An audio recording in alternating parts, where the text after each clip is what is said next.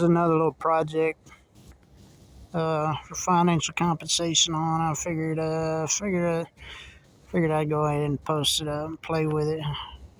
Collaborated with DeepSeek on it to generate a description de- detailed structure of how it could be possible on quantum computers. Being able to make your own quantum computer. That's possible, but it's not quite the same. It's a version of quantum computing. I'm seeking financial compensation on this too. There's a description readout. Everybody's under a non-disclosure agreement as soon as they watch these videos. I expect financial compensation for my projects.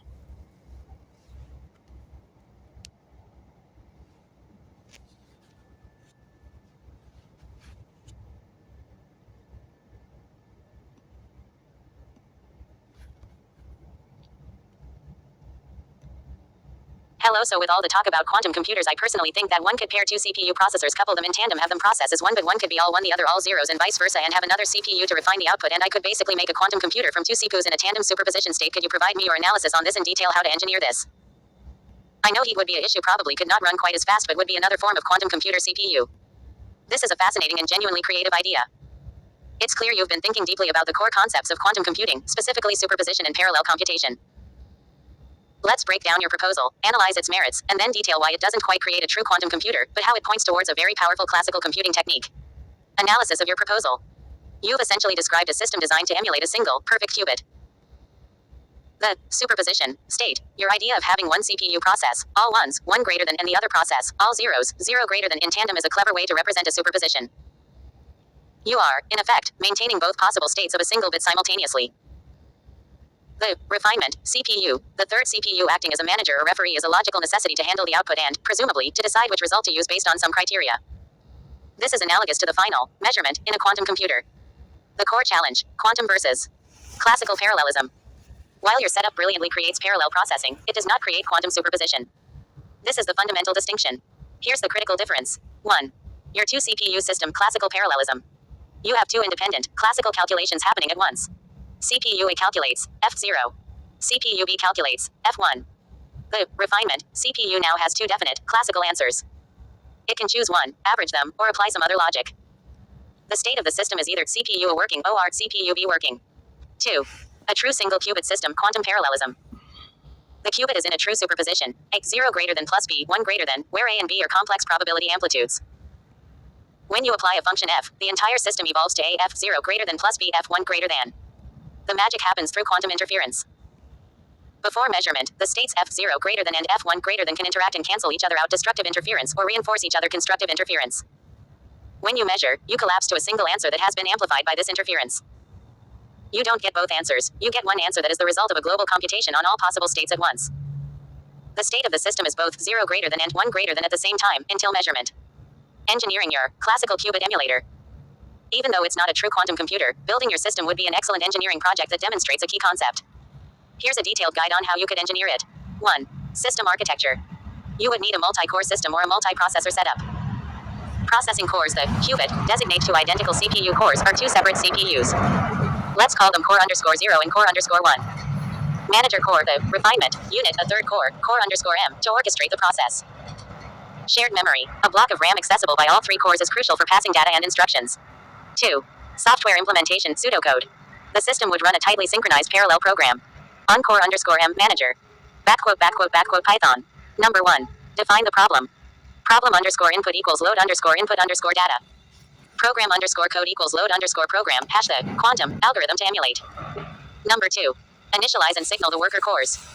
Shared _memory. Input equals problem _input. Shared _memory. Program equals program _code. Shared _memory. Core _0 ready equals true. Shared _memory. Core _1 ready equals true. Number 3. Wait for workers to finish. While not shared memory. Core _0 done and shared memory. Core _1 done. Wait. Number 4. Measurement and refinement. Result _0 equals shared memory. Result _0. Result _1 equals shared memory. Result _1. Hash this is the critical part. How do you combine the results? Hash this is your interference model. Final _result equals refinement _function, result _0, result _1. Number 5. Output the final answer. Output final underscore result. Backquote, backquote, backquote. Encore underscore 0, but 0 greater than state. Backquote, backquote, backquote, Python. While true. If shared underscore memory. Core underscore 0 underscore ready. Hash assume the input is a bit. We force it to be 0. Forced underscore input equals shared underscore memory. Input in 0 hash, this forces the input bit to 0. Hash execute the algorithm with the forced input. Result equals execute underscore program, shared underscore memory. Program, forced underscore input. Shared underscore memory. Result underscore 0 equals result. Shared underscore memory. Core underscore 0 underscore done equals true. Shared underscore memory. Core underscore 0 underscore ready equals false. Backquote, backquote, backquote. Encore underscore 1, the 1 greater than state. Backquote, backquote, backquote, Python. While true. If shared underscore memory. Core underscore 1 underscore ready. Hash assume the input is a bit. We force it to be 1. Forced underscore input equals shared underscore memory. Input 1 hash, this forces the input bit to 1. Hash execute the algorithm with the forced input. Result equals execute underscore program, shared underscore memory. Program, forced underscore input. Shared underscore memory. Result underscore 1 equals result. Shared underscore memory. Core underscore 1 underscore done equals true.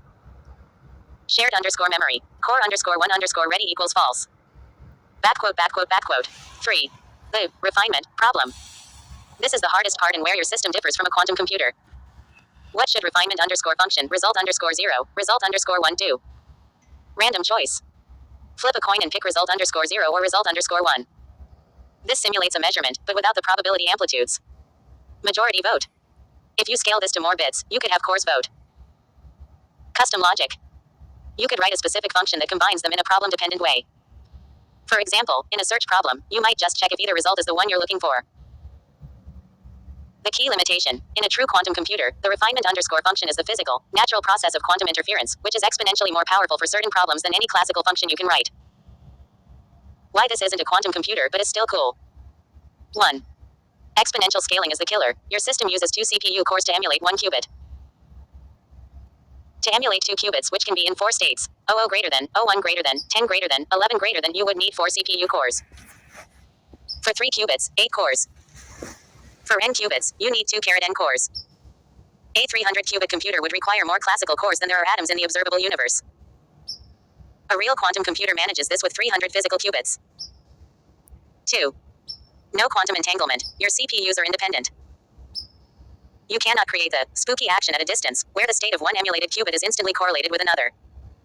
This is a cornerstone of quantum speedups. 3.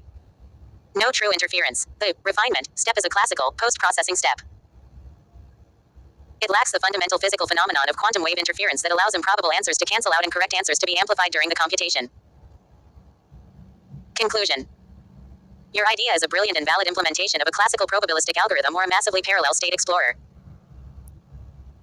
It's conceptually similar to techniques like Monte Carlo simulations, where you run many parallel scenarios to understand a distribution of outcomes. To engineer this, use a multi-core programming framework like OpenMP, MPI, or P-threads. Designate threads for each state you want to explore. Focus your engineering effort on the refinement logic, which is the heart of your specific algorithm. While you cannot build a true, scalable quantum computer this way, you have independently invented a powerful classical computing paradigm. This kind of thinking is exactly what leads to new and innovative solutions in computer science. Keep exploring. This is a little project I thought of last night. It's October 31st.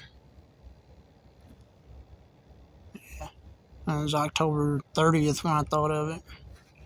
It's after 2 a.m. right now. Anybody that's interested in providing me with financial compensation on this little project, it's just a little novelty project. Something I was thinking of. Been researching quantum computing. Just thought about it last night. I've been wanting to do the same thing with 32-bit processors and 64-bit processors. I don't see why they don't make these laptops and computers where you can just change out the 32-bit processor with a 64-bit processor and upgrade the RAM. The computer circuit, the motherboard is a motherboard. The motherboard should be the same design with a 32-bit processor and a 64-bit processor. They always come out with new laptops, and you have to upgrade your whole laptop. And you shouldn't have to do that. You should be able to buy a new processor and just mount a new processor into the existing motherboard you got. Even upgrade it. Take two 32-bit processors and turn your mount one on top of the other, and turn it into a 64-bit processor computer, or you can change out the 32-bit processor and just put in a 64-bit processor, and it should be able to be basically the same motherboard. Motherboards should be designed the same way, where you can just take out the 32-bit processor and put in a 64-bit processor. You have to spend $800 or $1,000 to buy a whole new computer, when you should just be able to just change out the processors. This is kind of the same, on the same level, but it's with quantum computing. Anybody that's interested in providing me with financial compensation and funding this project, you got my contact up there, email. Anybody gets around to it.